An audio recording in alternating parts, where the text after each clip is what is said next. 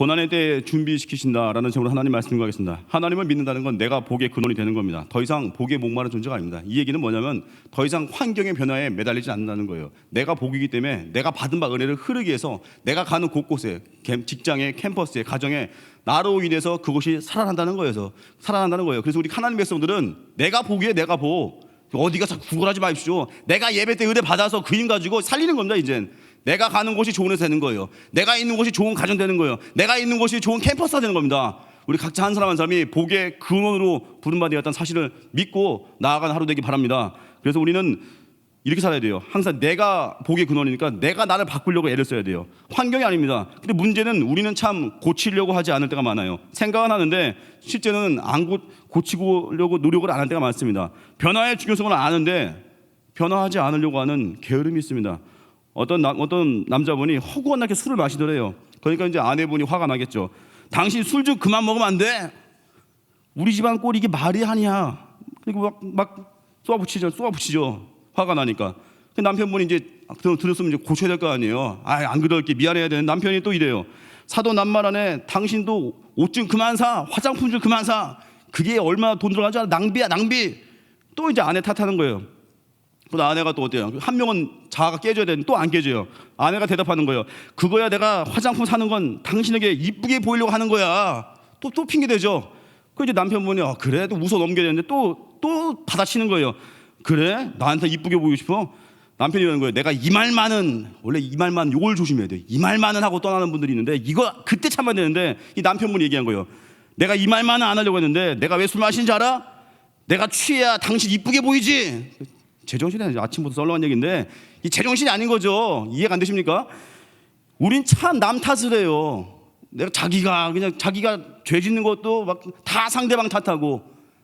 우리 복의 근원입니다. 내가 깨져야 돼요. 내가 변화받아야 돼요. 당신 좀 고쳤으면 좋겠어. 그게 아니라 내가 좀 변화받았으면 좋겠어. 우리 신앙에는 늘 이 고백해야 돼요. 그 크리스찬은 그래서 원망할 수가 없습니다. 물론 우리 늘 원망하고 죄짓고 살지만 늘 결심하는 거예요. 하나님 감사하겠습니다. 하나님 내가 복의 근원입니다. 그래서 우리 진심으로 내가 변화받고 싶은지 그 스스로 물어봐야 돼요. 진심으로 변화를 원하잖아요. 그 두 가지가 나와요. 눈물이 나든지 아니면 기도가 나와요. 너무 원하는데 내 모습이 진짜 한심하잖아요. 그 두 가지 반응이 나와요. 진심으로 하면 눈물이 나든지 아니면 기도가 간절하든지. 사람들은요 자기에게 처한 긴박한 문제, 뭐 취업의 문제, 결혼, 또 많은 육신의 질병들 이런 문제들에 처하면요 정말 간절히 기도가 나옵니다. 근데 정작 중요한 거 자기 성품의 질병을 소홀히 여길 때가 많습니다. 가장 중요한 영혼의 상태를 방치할 때가 있어요. 내 영혼은 썩어 문드러지고 있는데 이걸 도외시한 채 바쁜 일에 취해 사는 모습들. 내 영혼은 지금 바닥을 치고 있는데 늘 맨날 분주한 일들로 인해서 마귀에게 시험 당하고 그거 깨버려야 됩니다. 신앙은 뭐라고요? 하나님 먼저예요. 신앙은 뭐라고요? 내 내면이 강해지는 거예요. 아무리 어려워도요 다 무너졌어도 그 문제 풀려고 쫓아다니면요 더 꼬여버립니다. 신앙은 아무리 삶이 엉켜 있어도 하나님 먼저예요. 아무리 삶에 문제가 있어도요 밤에 10시 넘어서도 그 문제 안 풀리면 그냥 주무십시오. 당장 새벽기도 나오는 거예요. 예배 먼저예요. 아무리 한 주간의 문제가 안 풀려도요 토요일 저녁 12시 되면 그냥 주무십시오. 주일 예배 나와서 예배 푸는 거예요. 하나님 먼저, 기도 먼저, 예배 먼저. 이게 신앙의 핵심입니다. 이러면요 어떤 상황에도 견고히 잘 박힌 목과 같이 서 있습니다. 그 믿음 안에 걸어가시기 바랍니다. 그래서 우리 영이 강해져야 돼요. 하나님과의 관계예요. 오늘 본문 통해서 정말 예수님의 음성을 듣고 주님 안에서 다시 일어서는 우리 각자가 되기를 주님의 이름으로 축원합니다. 첫 번째예요. 예수님 마음 알라는 거예요. 38년 된 병자가 등장합니다. 베데스다 연못은 치유의 연못으로 아주 소문난 곳입니다. 가끔씩 천사가 내려와서 이 연못의 물을 움직이게 할 때 가장 먼저 들어가는 사람들의 병이 치료가 되었다는 거예요. 근거 없는 얘기입니다. 그냥 전설일 뿐이에요. 근데 모든 사람들이 이걸 믿고 싶어 했습니다. 희망사항입니다. 여기서 보면은 이 수많은 환자 중에 38년의 남자 한 사람만 고치시고 예수님께서 모습을 감춰버려요. 이게 뭐냐면 예수님은 병이나 고쳐주는 분으로 오신 게 아니라 진짜 예수님에게 중요한 거예요. 영혼 구원을 위해 오신 거예요. 세상 구원의 방편의 하나로 그냥 병을 고쳐준 것 뿐이에요. 이 병자에게는 은혜가 되겠죠. 근데 중요한 건 예수님 목적이 뭐라고요? 영혼을 건지는 거. 죄인된 우리를 위해서 십자가 지시고 구원시켜주는 거. 이게 주님이 이 땅에 오신 목표입니다. 그래서 우리 주님과 연결되잖아요. 이 목표가 너무 확실하니까 어딜 가도 이 구원이란 관점에서 직장을 맞이하고요, 이 구원이란 관점에서 가정을 맞이하니까 그 사람 마음엔 기쁨이 충만해져요. 왜 그 직장 보내셨습니까? 돈 잘 벌라고요? 뭐 돈 잘 벌기 위해서 세금 떼먹으라고요? 그게 아니라 그 직장 보내는 이유가 뭐예요? 영혼 살리라고. 그 사업이 숭고한 사업이 돼서 이웃에게 좋은 영향을 주라고. 그래서 최종적으로 영혼까지 건지라고. 그러면요, 그 직장 갈 때요, 아침 발걸음이 달라집니다. 아, 내 삶의 목표가 이거였구나. 나의 직장과 나의 캠퍼스는 하나의 사명을 위한 곳이구나. 달라집니다. 또 왜 그 가정을 보내셨습니다? 그 가정을 왜 세우셨어요? 영혼 살리라고, 영혼 환대하라고. 이 팬데믹 상황에 보면은 가끔 그런 분들이 있어요. 되게 환대 잘하시는 분들. 지금 주변 식당도 많이 문 닫고, 또 교회 청년들이 주일날 와가지고 하루 2끼 먹고, 2끼 사 먹고, 또 어때요? 또 2끼 또 커피 마시는 거 돈 많이 들잖아요. 그 우리가 주일날, 물론 저도 주일날 돈 쓸 때 있지만, 우리가 주일날 너무 돈을 쓰면 지역 상권 전도가 안 되잖아요. 그래서 어떤 분들은 그래요. 자기가 이 근처로 이사 와가지고 집에 초대를 많이 하시더라고요. 청년들 먹이고, 청년들에게도 힘을 주고, 청년들이 주일날 오는 게 너무 행복한 거예요. 가뜩이나 요즘 나가 사 먹기도 어려운 시국에. 여러분, 적어도 이사 오려면요, 그런 목표 하나 갖고 살아보시죠. 교육은 교회에서 20분 거리인데 아직도 한 번도 초대 안 했습니까? 어디 가서 교회 가족이란 말씀만 쓰지 마십시오. 가족은요, 내 집에 초대할 수 있어야 돼요. 내 집에 와서 환대할 수 있는 겁니다. 그게 가정을 세운 목적이에요.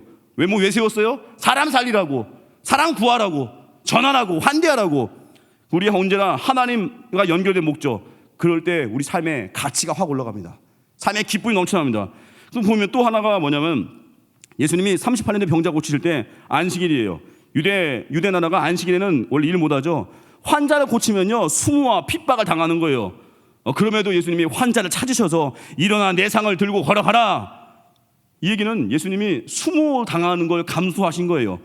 우리는 우리 때문에 이렇게 수모 당하시면서까지 십자가 지신 분이 계시다는 거, 이걸 믿는 게 복음을 믿는 겁니다. 아무리 깨져도 세상은요, 자기 손해보면 떠나거든요. 예수님은 자기가 손해봐도, 때론 내 목숨이 없어진다, 내 목숨이 죽는다 할지라도 예수님은 우리를 위해서 기꺼이 죽으십니다. 그리고 부활하셨습니다. 그리고 우리 어떤 상황에도 낙심하지 마십시오. 우리가 하나님 나라에 들어갈 수만 있다면 예수님은 어떤 대가라도 치르신 분이, 그게 십자가입니다. 내 목숨까지 주겠노라.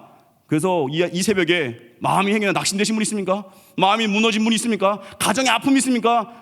십자가 사랑 의지하면 다시 일어설 수 있습니다. 믿으십니까? 이 십자가 은혜 가운데 우리 삶의 목적이 숭고해지는 거예요. 하나님을 위해 사는 겁니다. 하나님을 위해서 그 직장 가는 겁니다. 하나님을 위해서 그 가정을 통해서 환대하는 겁니다. 또 하나가 예수님 생각하면서 예수님과 같이 우리도 누군가를 향해서, 어떤 약한 이웃을 향해서 나도 예수님과 같이 대가를 치러서라도 당신을 위해서 기도하겠습니다. 내가 대가를 치러서라도 당신 곁에 있겠습니다. 그러면 그 사람 인생길에 하나님의 채우심이 있을 겁니다. 왜요? 그게 그의 나라와 그의 의를 구하는 인생이거든요. 언제나 하나님 바라보십시오. 그래서 첫 번째 메시지가 뭐라고요? 주님 마음을 알라는 거예요. 주님은 우리 사랑하는 분입니다. 가장 약하고 넘어진 자, 외면하지 않는 분입니다. 여러분, 가정의 아픔과 상처가 크다고 낙심하지 마십시오. 여러분들 곁에 주님 계십니다. 주님이 힘 주십니다.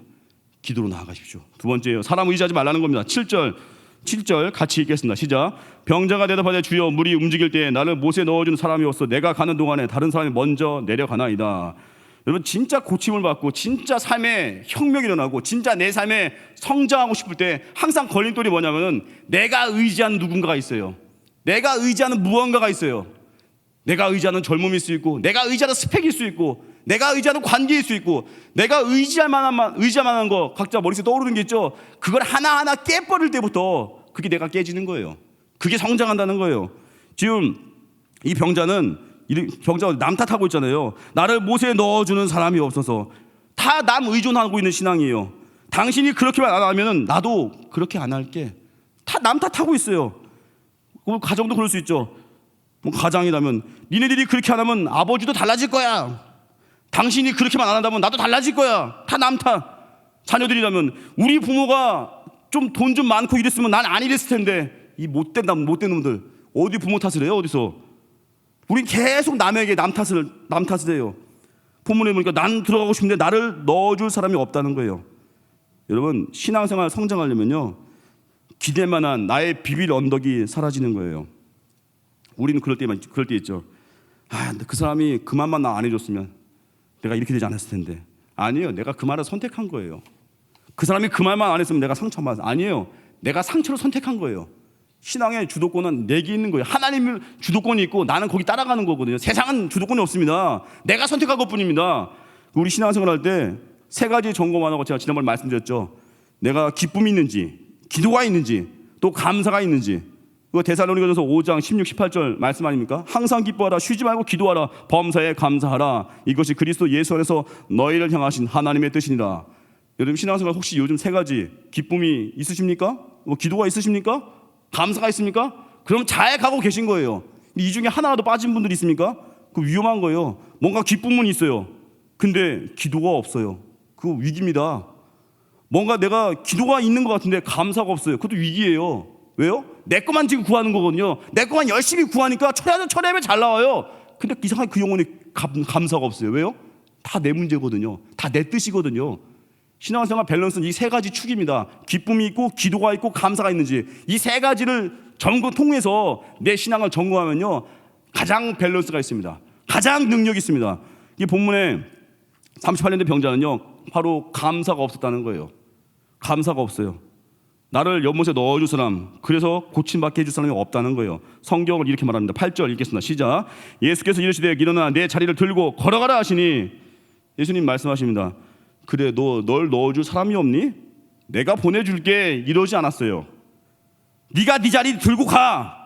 그 병자에게 네가 네 자리를 들고 걸어가. 참 어떻게 보면 당혹스럽죠. 도울 사람 보내줄 줄 알았는데 네가 들고 가. 이게 뭐예요?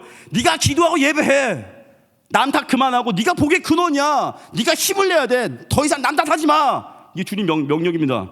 여러분 인생의 변화는요 우리가 짊어질 짐입니다. 남이 들어주는 거, 남이 중보, 그건 중보기도도요 내가 기도해야 그 파워가 있는 거예요. 모세가 기도하고 여호수아 전쟁터 나가잖아요. 함께 가야죠. 우리도 중보기도 하십니까? 하십시오. 그리고 기도 받는 분입니까? 그분도 기도해야 돼요. 그때 능력 역사했습니다. 물론 너무 약해가지고 기도만 받아야 될 분들 있을 때가 있죠. 하지만 기도는 함께 만나야 돼요. 함께 불이 붙어야 돼요.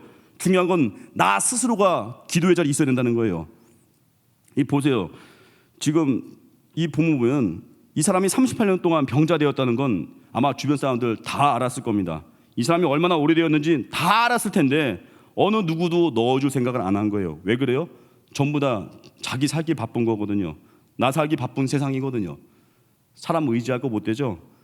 우린 종종 하나님의 은혜로 내게 붙여준 사람을 의지할 때가 있습니다. 하나님이 내게 준 축복을 의지할 때가 있습니다. 기도 응답받고 예배 안 나오고. 제가 옛날에 그랬죠. 먹튀만 있는 게 아니라 응튀 있다. 응튀. 기도 응답받고 튀어버리는 거예요. 응튀를. 왜 그래요? 내 목적을 이룬 거거든요. 근데 하나님 바라보면요 축복에 매이지 않습니다. 영성이 뭐냐면 다 없어져도 하나님만 보이는 거예요. 영성이 뭐냐면 다 얻어도 하나님만 보이는 것.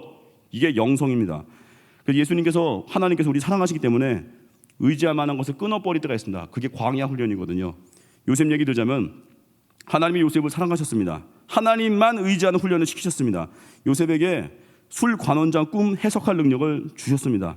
근데 요셉이 그것을 비밀로 인사청탁을 해요. 그 꿈쟁이 요셉이 인사청탁을 해요. 술 관원장에게 자기를 건져달래요. 창세기 40장 14절 보니까 당신이 잘 되시거든 나를 생각하고 내게 은혜를 베풀어서 내 사정을 바로에게 아뢰어 이 집에서 나를 건져 주소서. 좀 창피하지 않습니까? 어쩌다가 요셉이 지금 인사청탁을 하고 있어요. 지금 결국 하나님이 또 이걸 막으셨죠. 술 관원장이 석방되고 나서 요셉을 잊어버렸습니다. 요셉은 잊혀진 존재가 됐습니다. 근데 이건 잊을 수 없는 얘기잖아요. 원래 술관원장이 죽느냐 사느냐가 달린 꿈 해석인데 이걸 술관원장이 사흘 만에 잊어버렸어요. 어떻게 잊었죠? 하나님이 잊어버리게 만든 거죠. 왜요? 요셉으로 하여금 넌 하나님만 의지해야 돼. 넌 나만 의지해야 돼. 그 훈련을 시킨 겁니다. 이 요셉 이야기에서 두 가지 메시지가 있죠. 첫째가 하나님의 때가 있다는 거예요. 술관원장이 복직하자마자 만약에 요셉의 부탁대로 왕에게 간청해서 요셉이 감옥에서 나오면요 요셉은 감옥에서 고향에 갈 아마 여비도 별로 없었을 거예요. 교통카드 한 2,000원 있을 거예요. 차비도 없는 거예요. 11년 동안 죽도록 노예와 죄수로 고생만 하다가 집에 갔을 거예요. 집에 가면 또 어때요? 피해 이제 보복극. 노예로 팔아버린 형들이 있죠. 자기의 영성도 준비되지 않은 채 분노를 가지고 집에 가게 되면 가정이 어떻게 됐겠습니까? 난리가 났겠죠. 또 하나, 여기서 보면 결국 하나님의 때에 하나님께서 풀어주시기 때문에 결국 어때요? 사람 기대하지 않는 요셉으로 하나님이 바꾸신 거예요. 술 맡은 관원장으로 인해서 결국 어때요? 그가 잊어버렸죠. 요셉은 2년 후에 총리가 됐습니다. 요셉은 결국 하나님의 정확한 타이밍에 하나님이 이루셨습니다. 그래서 하나님의 때가 있다는 거예요. 그리고 하나님이 잊혀지게 할 때가 있다는 거예요. 우리 존재를. 그거는 나를 사랑하기 때문이에요. 여러분, 고독한 광야의 길을 걷는 분이 있습니까? 괜찮습니다. 주님 곁에만 붙어 계십시오. 그 광야 길을 통과할 때 그 잘 나가는 그 유재석 씨도요, 무명의 시간이 무지 길었대요. 그 무명의 시절의 서러움들을, 그 고독의 훈련들을 견뎌서 여기까지 온 거거든요. 우리 삶 가운데 하나님 우리를 고독하게 할 때가 있습니다. 외롭게 할 때가 있습니다. 때로는 나이듦, 때로는 병듦, 때로는 가난함, 그 모든 것으로 인해서 내가 외로워질 때 있죠. 그때가 기회입니다. 내가 요셉이 되어가는 거예요. 누군가 날 돕겠다고 하다가 날 잊어버릴 때 있죠. 아, 저놈도 술 관원장이네, 비난하지 말고 저 사람 통해서 나를 성장시키고 오는 거구나. 오히려 감사하십시오. 그래서 시편 146편 3절 보니까 귀인들을 의지하지 말며 도울 힘이 없는 인생도 의지하지 말지니. 하나님 외에 의지하던 거 다 내려놓으면 하나님이 크게 보입니다. 그때부터 살아납니다. 이 팬데믹 상황은요, 이제 하나님만 의지하는 훈련이에요. 공동체 모임을 갖지 못하기 때문에 내가 하나님과 연결돼야만 살 수 있습니다. 물론 나가 떨어진 사람 몇 명 있겠죠. 하지만 나가 떨어져도요, 다시 일어서는 사람 생깁니다. 왜요? 자기 모습을 보기 때문에 내가 이렇게 미천이 없었구나. 다시 일어서는, 다시 불이 붙고요, 다시 일어서면요, 그 이후에 부흥기가 옵니다. 가장 어려운 이때를 통과하는 교회, 하나님 지금 고난의 때에 준비시키시는 거예요. 고난의 때에 어느 교회가 깨어 기도하는지, 고난의 때에 어느 교회가 말씀으로 무장하는지, 고난의 때에 어느 영혼이 나를 향해서 부르짖고 있는지, 이걸 지금 보고 계십니다. 그리고 나서 이 팬데믹, 이 고난의 여정 끝에서 하나님이 사람을 들어 쓰십니다. 그게 부흥이에요. 광야 가운데 있습니까? 잘 준비하시고. 뭘 준비해야 돼요? 믿음 준비하는 거. 믿음. 뭘 준비해야 돼요? 말씀에 묶여있는 거, 이거 준비해야 돼요. 뭘 준비해야 돼요? 내가 예배하고 있는가, 하나님과 교제하고 있는가, 이거 점검하는 거예요. 마지막 세 번째, 말씀이면 충분하다는 겁니다. 8절에 내 자리를 들고 걸어가라 하시니 일어설 수 없는 사람에게 지금 명령합니다. 그게 뭐예요? 말씀이 생명 주는 거예요. 여러분, 신앙생활 할 때 전도도 하죠. 전도는요, 선포예요. 선포. 상대방이 듣든지 아니든지 막 선포하면요, 듣는 자가 나와요. 아, 이거 전화했다가 괜히 또 그 사람 아니에요. 전하십시오. 낙심자에게 막 전하다 보면 걸린다니까요, 하나씩. 그리고 전도 받은 영혼이 나중에 그럴 거예요. 그때 나 교회 초대해줘서 고마웠어. 그때 나에게 복음 들려줘서 고마웠어. 이 말 하는 사람 나온다니까요. 어떤 사람은 그냥 헤어질 때 오용이 책장 하나 주고 헤어졌는데 그거 집에 가서 읽다가 전도된 사람이 있습니다. 예전에 제 대학 후배가 그랬어요. 만나서 제가 부끄러워서 복음을 다 전하지 못하고 밥 사주고 오용이 책장 하나 주고 헤어졌는데 그 녀석이 또 집에 가서 그걸 읽고 은혜 받아가지고 교회 왔어요. 모를 일이에요. 우리는 내가 어떻게 하나님 말씀을 전하든지, 말씀은 역사가 있습니까? 믿으십니까? 말씀의 능력을 믿고 달려가는 거예요. 우리 아프리카 선구하면 데이빗 리빙스턴 떠오르죠. 근데 리빙스턴이 한 번은 그 원주민 그 위협하는 사자를 사냥하다가, 이분은 참 모험심이 강했습니다. 사자에게 왼팔을 이제 찢기게 되는데 다행히 그 원주민이 이제 사자를 다시 덮쳐가지고 사자에게 쏴서 목숨은 구했습니다. 근데 리빙스턴이 사자에게 찢겼으니까, 영화 그 레버넌트 생각나는데, 하여튼 이 리빙스턴이 찢겼으니까 왼팔을 너덜너덜하게 달고 다닌 거예요. 제대로 쓰지 못하고. 근데 리빙스턴이 이제 글래스고 대학교에서 명예 박사 학위를 수여받을 때 일이었어요. 몸이 이제 선교 열심히 했으니까 가눌 수 없을 정도로 야위고 수척한 몸으로 잘 쓰지 못하는 왼팔을 덜렁덜렁하면서 강단에 서 있습니다. 사회자가 물었습니다. 당신은 다시 선교사로 가겠습니까? 쉽지 않은 질문이겠죠. 몸이 만신창이가 됐고 마음도 많이 깨져 있을 것이고. 그때 리빙스턴이 조금도 머뭇거리지 않고 이렇게 대답했어요. Without misgiving and with great gladness. 의심의 여지 없이 큰 기쁨으로 나는 가겠습니다. 믿음으로 간다는 거예요. 그리고 어떻게 해요? 믿음과 함께 기쁨으로 간다는 거예요. 그 이유가 있답니다. 마태복음 28장 20절. 내가 너희에게 분부한 모든 것을 가르쳐 지키게 하라. 볼지어다 내가 세상 끝날까지 너희와 항상 함께 있으리라 하시니라. 이 약속 때문에, 이 약속을 믿기 때문에 나는 의심의 여지없이 큰 기쁨으로 간다는 거예요. 여러분, 말씀 붙든다는 건요, 예수님 붙든다는 거예요. 삶의 목적이 바뀝니다. 요한복음 4장의 사마리아 여인 다 이야기 다 아시죠? 늘 조건 바꾸는 싸움 벌인 여인입니다. 그런데 그 여자분이, 그 여인이 물동이를, 예수님 만나자 물동이를 버려두었습니다. 이 여자는 원래 물 들어온 여인이거든요. 이 물동이와 두레바 가져와서 야곱의 운물이라 하는 곳에 와서 물을 기르러 온 여자인데, 사람들 눈 피해서 물 기르러 가는 게 목적인데, 그리고 물동이가 뭐라고요? 그 여자 여인에게는 목적 달성 수단인데 이걸 가지고 가야 되는데 이걸 던져버린 거예요. 물동이를 버려두고 자기가 상처받았던 그 마을에 다시 가서 복음을 증거하는 복음 전도자가 됩니다. 예수님이라는 그 예수님의 말씀의 그 메시지의 가치를 발견하니까 내 삶의 목적이 유치해진 거예요. 더 큰 목적 때문에 예수님 만나니까 내가 구원받았으니까, 내가 죄사함 받고 천국 백성 되고 주님 만나는 경험이 있으니까 어때요? 이제는 눈앞에 가치에 매몰되지 않습니다. 그게 예수님 만나는 거예요. 오늘 예배 때 여러분은 어떤 목적으로 오셨습니까? 진짜 영광선 예배가 우리를 압도하잖아요. 내가 가지고 온 정말 그 하나님 봤을 때 아무것도 아닌 목적들이 이제 우스워지는 거예요. 맨날 돈 하던 사람이 이제는 야, 그거 아무것도 아니었네. 그거 배설물이었구나. 그건 그냥 수단이었구나. 맨날 자녀 대학 취업 하던 분들이 야, 그거 별것도 아니었네. 그게 삶의 그게 대단한 게 아니었네 하고 이제 영광을 보니까 이제는 십자가가 보이고요. 이제는 증거하는 일이 보이고요. 이제 사명이 보이고요. 이제 자녀들에게 예배를 교육하고 예배를 심어주고요. 이제 직장 가도요, 내가 전하기 위해서 달려가고요. 목적이 바뀌니까 삶에 기쁨이 있습니다. 대인기 비지도 사라지고요, 우울증도 치유가 되고요, 공황장애 이거 다 없어지고요. 이 사마리아 여인의 여인과 같은 변화가 예배 가운데 임한다는 거예요. 이번에도 제가 신문기사 보니까 참 마음 아픈 이야기 있었어요. 부산의 10대 공시생, 공무원 준비하는 어떤 학생인데 19살 아이예요. 결국 자살했죠. 그 아이가 원래는 합격으로 떠가지고 너무 기뻐했는데 나중에 전산상의 오류로 인해서 다시 불합격 번복이라는 소식을 듣고 결국 극단적인 선택을 했습니다. 근데 알고 보니 그 아이가 원래 매사에 적극적이래요. 반장도 3년 내내 했대요. 그렇게 열심히 던 아이가 한순간에 극단적인 선택을 가요. 그리고 그 집은 지금 뭐 하나 했더니 불교에 49제인가 하고 있대요. 좋은 데 가라고. 말이나 되는 소리입니까 이게?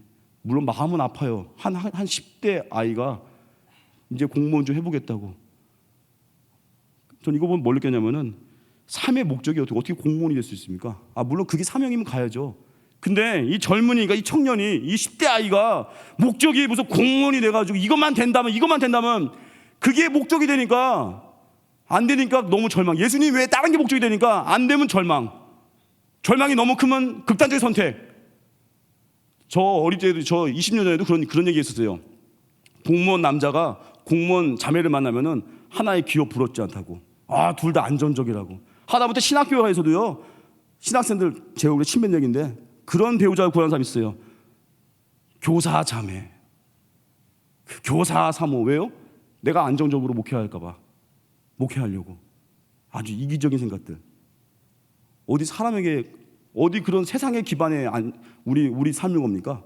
우리 주님께 생명 거는 겁니다. 주님이 우리 기반이에요. 나 그 10대 그 아이 보면서 마음도 너무 아프면서 야, 이게 세상의 모습이구나. 예수님 외에 다른 것에 목적을 두니까 이 학생뿐만이겠습니까? 예수님 외에 다른 데 목적을 두면 일단 담대함이 없어요. 일단 또 하나 능력이 없어요. 또 하나 그것을 얻어도 허무할 것이고 그것을 잃으면 낙심할 거예요. 근데 예수님은 절대 우리를 떠나시지 않으십니다. 예수님은 잃을 수 없는 분이에요. 끝까지 우리를 사랑하는 분이에요. 여기에 생명 걸어야 다른 곳에 매이지 않습니다. 예수님 외에 의지하던 모든 거 내려놓고 하나님만 붙들어서 이게 우리 삶 가운데 주님의 마음으로 세상에 나가서 낙심자들 이렇게 세우십시오. 그게 능력입니다. 결론입니다. 예수님의 마음과 목적을 아시죠? 영혼 구원이 오셨습니다. 나를 건지기 위해서 목숨까지도 내던지신 분입니다. 십자가 사랑을 믿으십시오. 절대 낙심하지 마십시오. 예수님 함께 하십니다. 또 하나가 사람 의지하지 말라는 거예요. 광야는 의지만한 건 끊는 거예요. 고독의 근육을 키우십시오. 기도로 내면을 강하게 하십시오. 내가 복이 되면 세상 바뀔 겁니다. 마지막 세 번째, 말씀이면 충분하다는 거예요. 약속 붙드십시오. 다시 일어섭니다. 이 고난의 시간이 끝나고 누군가 물을 거예요. 여러분들에게 다시 네팔 가시겠습니까? 그때 대답하십시오. 의심의 여지 없이 난 큰 기쁨으로 가겠습니다. 이 고난이 끝난 후에 누군가 물을 거예요. 다시 그 사람과 동역할 수 있습니까? 용서하십니까? 물으면 대답하십시오. 의심의 여지 없이 큰 기쁨으로 그와 동역하겠습니다. 또 고난이 끝난 후에 나를 상처 준 그곳에 가서 전도할 것입니까? 상처 준 가정에서 전도할 것입니까? 상처 준 그 상관에게 전도할 것입니까? 누군가 물을 때 대답하십시오. 의심의 여지 없이 큰 기쁨으로 난 하겠습니다. 이게 성령의 능력입니다. 성령 충만한 가운데 의심의 여지 없이 믿음으로 그리고 기쁨과 권능으로 승리하는 하나님의 백성 되기를 주님의 이름으로 축원합니다. 자리에서 일어나겠습니다. 예수의 길 찬양하겠습니다.